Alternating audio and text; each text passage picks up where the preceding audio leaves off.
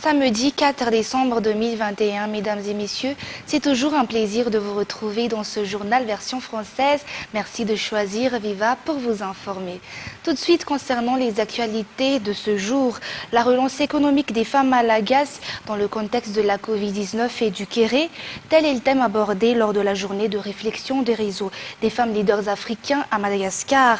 Un événement qui a eu lieu ce jour au Novotel sous le patronage de la première dame, Madame Mial Radziwiłł, et qui a vu la participation des femmes leaders à Madagascar, du secteur public comme du secteur privé, des entrepreneurs ainsi que de la société civile. L'association FITI, présidée par la première dame, Madame Mial Radziwiłł, mise sur l'éducation et la formation dans le cadre du soutien à la relance économique suite à la pandémie du Covid-19 et du Kéré dans le sud. Madame Mial Radziwiłł appelle tout un chacun à soutenir, à encourager et surtout à former les femmes dans ce cadre, suivant l'intégralité de l'allocution de la première dame dans le cadre de cette journée de réflexion du réseau des femmes africains à Madagascar. Je suis particulièrement honorée d'être invitée à cette journée de réflexion, dont l'objectif est d'identifier les moyens pour aider les femmes à se relever face aux conséquences économiques de la Covid-19 et de l'impact du Kéré. Ces deux fléaux ont particulièrement touché les femmes qui sont davantage isolées, davantage écartées. Cette journée a parfaitement sa place durant ces 16 jours d'activisme contre les violences basées sur le genre. Il est primordial de mettre en lumière l'importance de la femme dans le processus de développement et même de développement durable. L'investissement dans l'autonomisation des femmes est une voie sûre pour sortir de la pauvreté et pour une croissance économique inclusive. Chaque femme aspire à l'épanouissement de sa famille. Son autonomisation est donc la clé pour une société plus sereine. Ainsi, je m'adresse à vous, femmes, épouses, mères, sœurs et filles. Vous êtes essentielles pour le développement de notre continent, en commençant par votre foyer, votre quartier, votre ville, votre pays. Malgré la dure épreuve de la Covid-19 et le changement climatique, vous avez tenu bon. Plusieurs d'entre vous ont même fait preuve de résilience pour entreprendre. Je tiens à saluer votre courage et votre ténacité. Pour celles qui éprouvent des difficultés à se relever, des structures sont aujourd'hui présentes aux 4 coins de l'île afin de les accompagner vers l'autonomie. Que vous aspiriez à exploiter vos talents manuels ou à améliorer vos connaissances dans d'autres domaines, nous mettons en œuvre des actions concrètes pour vous aider. En mars 2021, l'association FITI s'est rendue dans les 6 chefs-lieux de province de Madagascar afin de soutenir des structures par la mise en place d'activités génératrices de revenus pour les femmes. À Tamatave, nous développons une unité de transformation mutualisée de fruits pour produire des jus, du sirop, des fruits séchés, de la pâte de fruits ou encore de la poudre de fruits. Cette initiative permet à 280 femmes d'être entrepreneurs, de gagner en autonomie et d'intégrer le secteur formel. À Fianarantsoa, c'est la filière apicole que nous avons soutenue dans la coopérative Suatanteli, comprenant 60 personnes, et l'association des femmes paysannes de la plantation théière Saint-Bavi, composée de 200 femmes. À Tuléar, des plants de moringa ont été plantés sur 1 hectare et nous avons créé une unité de transformation de moringa partant du séchage en passant par le broyage jusqu'à l'ensachage. Dans la partie ouest de l'île, à Majinga, à la demande de l'association des femmes de pêcheurs, nous avons construit le premier débarcadère de la ville qui permet la conservation et la transformation de poissons. Les femmes ont bénéficié d'une formation professionnelle. Plus au nord, à Diego, Pour soutenir les femmes artisanes, nous avons planté ensemble du raffia et du bambou qui constituent la matière première dans leur filière.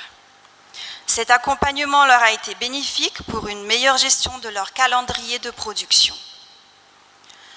Dans la capitale, ici à Antananarivo, pour faire face à l'insuffisance de structures professionnelles dans les métiers de l'artisanat, tels que la poterie, la broderie et le tissage de la soie, un atelier partagé a été créé. Du matériel professionnel est mis à disposition aux femmes artisanes pour leur permettre de réaliser leur création. Aujourd'hui, dans notre pays, un trop grand nombre de femmes continuent à souffrir d'analphabétisme et par conséquence de chômage. Elles font souvent face à de multiples formes de discrimination, comme si elles avaient commis l'erreur d'être tout simplement des femmes. C'est pourquoi l'éducation est l'un des piliers dans les actions que nous menons. Dans le sud de Madagascar, certaines écoles ont fermé à cause du kéré. La redynamisation des cantines scolaires a favorisé le retour des écoliers qui a aussi augmenté en nombre. Ce sont donc près de 2 500 000 repas chauds qui ont, à date, été servis aux élèves. Cette action porte ses fruits. Chaque jour, de plus en plus d'enfants rejoignent les bancs de l'école. Une lueur d'espoir pour une génération, et notamment une génération de filles et de femmes instruites et actrices de leur avenir. Toujours dans cette région, nous avons ouvert en octobre 2021, en partenariat avec la Fondation Mérieux, l'usine NutriSud. Employant en majorité des femmes, l'usine produit 8 millions de dosettes nutritives par an destinées aux cantines de la région. NutriSud s'approvisionne en matières premières telles que les arachides auprès des femmes agricultrices locales.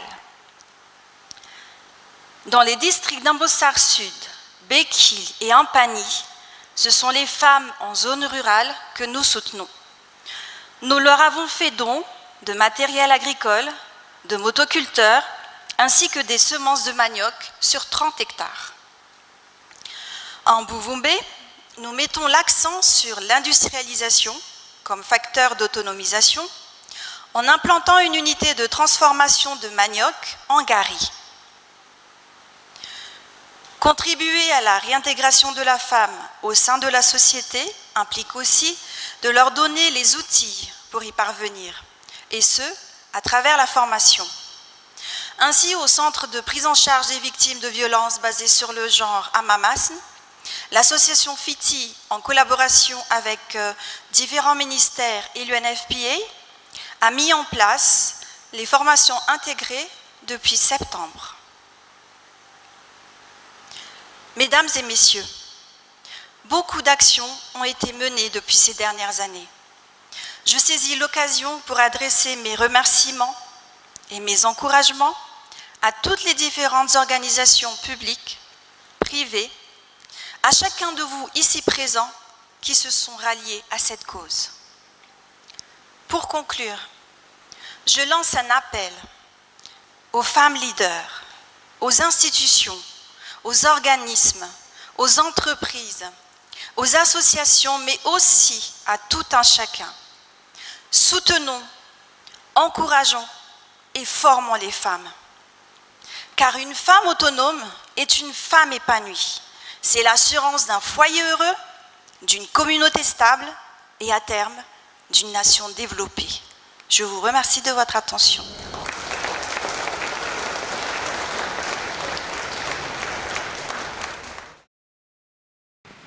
Cet événement entre également dans le cadre des 16 jours d'activisme dans la lutte contre la violence à l'endroit des femmes. 8 femmes leaders ont participé à cette journée de réflexion de ce jour afin d'y exposer leurs contributions dans leurs domaines respectifs, toujours concernant cette relance économique.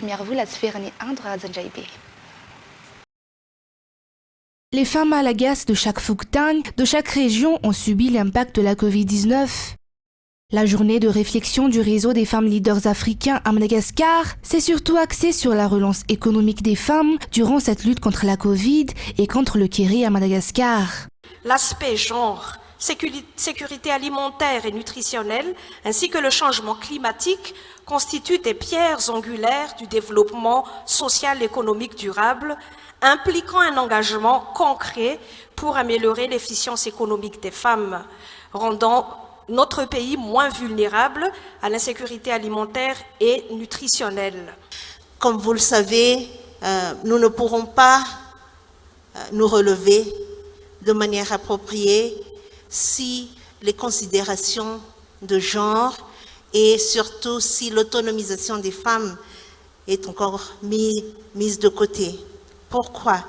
Parce que nous savons tous et toutes que les femmes sont des actrices, des moteurs même de ce relèvement et des activités économiques d'un pays donné. C'est pour cela que même si le mandat de l'ONUDI est d'abord de promouvoir une industrialisation durable, justement, et inclusive, nous ne pouvons le faire qu'à travers les femmes. En tant que policier, je contribue donc essentiellement à la prise en charge des femmes victimes de violences basées sur le genre. Au niveau de la police nationale, on intervient donc dans la prévention par le truchement de la brigade féminine de proximité. On fait des sensibilisations, des informations, des formations, des activités de proximité, des réseautages pour la mise en place donc, de réseaux de signalement et de dénonciation. Et on reçoit également des dénonciations par téléphone ou par vis-à-vis, ayant pour objectif essentiel de faire cesser la violence, d'accompagner les victimes et de procéder à la prise en charge qu'elles ont choisie. Sinon, par le biais de nos services spécialisés en matière de police judiciaire, on intervient également dans le cadre de l'application de la loi, s'il y a donc des infractions constatées dans le cadre de la lutte contre les violences basées sur le genre. African Women Leaders Network a été mise en place à Madagascar le 7 décembre 2020. Il s'agit d'un réseau des femmes leaders afin de promouvoir l'Afrique et la responsabilisation des femmes dans le développement du pays. Le respect des droits de la femme ainsi que son autonomie ont également été discutés à l'occasion de cette journée. 303 candidatures au poste d'ambassadeur, de consul général ou encore de représentant de Madagascar dans les organisations internationales ont été reçues par le ministère des Affaires étrangères depuis l'appel à candidature lancé le 11 novembre dernier. Les dossiers de candidature ont été dépouillés hier selon le ministre des Affaires étrangères durant une conférence de presse aujourd'hui en présence d'un huissier de justice et du représentant du Bianco. Madagascar a adopté la stratégie d'appel à candidature pour le recrutement de ces diplomates pour faire primer la transparence, mais seul le président de la République est habilité à nommer ces derniers. Écoutons le ministre des Affaires étrangères. Le dépouillement a donc eu lieu hier, vendredi 3, en présence d'un huissier de justice et sous la supervision du Bianco. C'est une procédure, comme je l'ai dit, qui s'inscrit parfaitement dans le cadre de ce que notre pays doit faire pour recruter ces ambassadeurs. Quels sont les critères? Les critères sont relativement simples.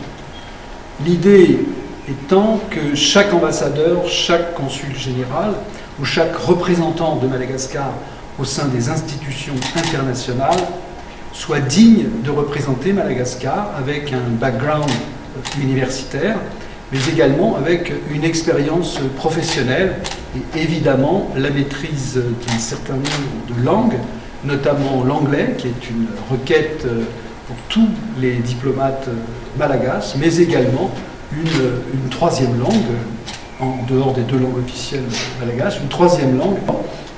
Un certain nombre de critères seront évalués afin de pouvoir nommer les ambassadeurs. Et comme vous le savez, l'article 57 de la Constitution prévoit que c'est uniquement le président de la République qui nomme les ambassadeurs, puisque, comme je le dis à chaque fois, c'est le président de la République qui est le chef de la diplomatie malgache. Mais concernant les actualités sociales, la commune d'Imertian-Tusk, district d'Arivunmam, région Itas, est en manque d'infrastructures sportives, surtout de terrains de football.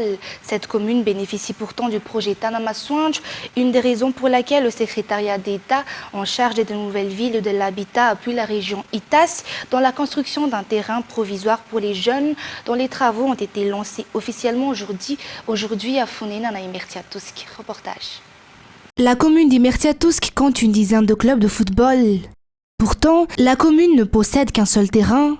Selon frère Guillaume, responsable des jeunes dans la commune, les jeunes sportifs ont de grandes difficultés à s'entraîner. Ils doivent attendre leur tour avant de pouvoir utiliser le seul terrain que possède la commune. Un terrain en terre battue et fortement érodé par le temps. Même les élèves doivent se déplacer à Arivunmam pour trouver un terrain où pratiquer leurs cours d'éducation sportive. Un terrain de foot aux normes, comme se construit dans les autres districts, serait le bienvenu. Mais avant que cela se fasse et pour pallier le problème des jeunes, le secrétaire d'État en charge des nouvelles villes et de l'habitat appuie la région Itas dans la construction d'un terrain de foot provisoire dans ce Fuktang de Funenan dans la commune d'Imertian-Tusk. Le lancement officiel des travaux de construction de ce terrain provisoire s'est tenu aujourd'hui en présence des sportifs, des notables, des autorités locales et des représentants de la région, du district et du secrétariat d'État en charge des nouvelles villes et de l'habitat. 75% des aliments consommés par les Malagasy proviennent des exploitations familiales. Ce secteur est actuellement menacé par le changement climatique. Les acteurs de l'agriculture familiale appellent donc à la mise en place d'un plan national pour les 10 prochaines années. C'est Sylvain Sechangianab. 80% de la population malagasy sont des agriculteurs pratiquant l'agriculture familiale, c'est-à-dire qu'ils cultivent sur leur propre terre. C'est ce qu'on entend par l'exploitation familiale. D'après les statistiques, en 2005, 2 400 000 familles pratiquent ce genre d'exploitation à Madagascar et actuellement, on compte 17 millions de familles. Il est à noter que 75% des aliments consommés par les Malagasy sont assurés par les exploitations familiales. Si l'on ne cite que le riz, qui est l'aliment de base des Malagasy, 23% du riz consommé à Madagascar provient des exploitations familiales, 11,5% du maïs à Madagascar également et 4,2% de litchi. La culture de vanille provient également d'exploitations familiales. C'est 90% des produits d'exportation de Madagascar, notamment le café et la girofle, sont produits par des agriculteurs familiales. Les exploitations familiales sont donc d'une grande importance dans le quotidien des Malagasy, comme à l'échelle internationale, d'autant plus qu'elles constituent 26,45% du PIB national. Mais ce secteur est actuellement menacé par le changement climatique qui y impacte directement. Le Big Farm est également une menace pour les agriculteurs familiales. Les Nations Unies ont donc décidé de marquer la décennie de l'exploitation familiale de 2019 à 2028. Bien qu'une politique commune a été mise en place dans ce sens pour tous les pays, un plan national doit également être mis en place pour Madagascar. L'État actuel a comme objectif l'autosuffisance alimentaire, ce qui correspond totalement à la vision des exploitations familiales. Selon les acteurs de ce genre d'exploitation, le budget alloué au secteur de l'agriculture et de l'élevage doit être augmenté afin de les promouvoir, de multiplier les infrastructures de production dans les zones rurales. À titre de rappel, le budget alloué s'élevait à 585 milliards d'ariars pour cette année, soit 5,25% du budget étatique 2021. Mais concernant l'évolution de la pandémie de Covid-19 à Madagascar, en une semaine, 5 personnes sont décédées de la Covid-19 à Madagascar, selon les statistiques officielles du ministère de la Santé publique. Ce dernier rapporte également que 470 personnes ont été testées positives au Covid au cours de cette semaine, dont la plupart sont localisées à Nalamangue. Toujours un reportage de Sylvain. Du 27 au 3 décembre 2021, 470 nouveaux cas ont été recensés à Madagascar parmi 6 719 tests effectués. 5 personnes sont décédées, 22 présentent des formes graves, tandis que 204 personnes sont guéries de la Covid. Madagascar dénombre donc 44 800 personnes atteintes de coronavirus jusqu'ici. 972 n'y ont pas survécu, soit 2,17%. Ces 43 119 restants en ont été guéris. Comparé aux statistiques de la semaine passée, le nombre des nouveaux cas a doublé cette semaine. Annalama compte le plus de cas de Covid, car 191 parmi ces 470 y sont localisés, 614 sont enregistrés à Vaknakarach et 98 dans la Haute-Matiach. Nous faisons donc face à un rebond de la pandémie, 2 ans après les premiers cas. Les mesures sanitaires restent toujours en vigueur, c'est même devenu une habitude dans la vie quotidienne. Nul ne souhaite être reconfiné, l'on devrait donc tous être responsables et respecter les mesures sanitaires mises en place. Toujours dans cette page Covid-19, de plus en plus de pays signalent vendredi des cas du nouveau variant Omicron du Covid-19 sur leur territoire. De son côté, l'OMS se veut rassurante, affirmant n'avoir aucune information concernant d'éventuels décès. Un reportage de France 24. Il est aujourd'hui présent dans des dizaines de pays et il se propage à une vitesse fulgurante. Le variant Omicron, détecté pour la première fois vers la mi-novembre en Afrique du Sud, inquiète le monde entier. Si jusqu'ici il n'a pas été mortel, les scientifiques s'accordent à dire qu'il est extrêmement contagieux. Et selon beaucoup d'entre eux, l'unique solution, c'est la vaccination. The scientific community has warned the international community in several occasions about the risk of having new variants in the places where there is a low rate of vaccinations. L'Australie, l'Espagne, la Tunisie ou encore le Mexique ont annoncé leur premier cas de contamination au variant Omicron ce vendredi. En tout, dans l'espace économique européen, une centaine de cas ont été recensés, ce qui a poussé des pays comme l'Allemagne, la Grèce et l'Irlande à prendre de nouvelles mesures de restriction. Pour contrer ce nouveau variant, les laboratoires pharmaceutiques Pfizer, Moderna et Johnson & Johnson ont élaboré plusieurs plans. One is to rev up the production of the vaccines that they already have. The next is to make, for example, a bivalent, where you have a vaccine against both the ancestral strain and the new variant. And the other is to make a variant-specific boost. En Afrique du Sud, le variant Omicron est déjà dominant. Et la directrice générale du FMI a prévenu, il devrait entraîner une baisse de la croissance mondiale. C'est également avec ce reportage que nous terminons l'édition d'aujourd'hui. Tout de suite après cette édition, vous avez rendez-vous avec la finale de Noël en Cœur 2021, suivi du premier film de la soirée Shockwave 2. Quant à moi, je vous donne rendez-vous pour demain pour des nouvelles actualités.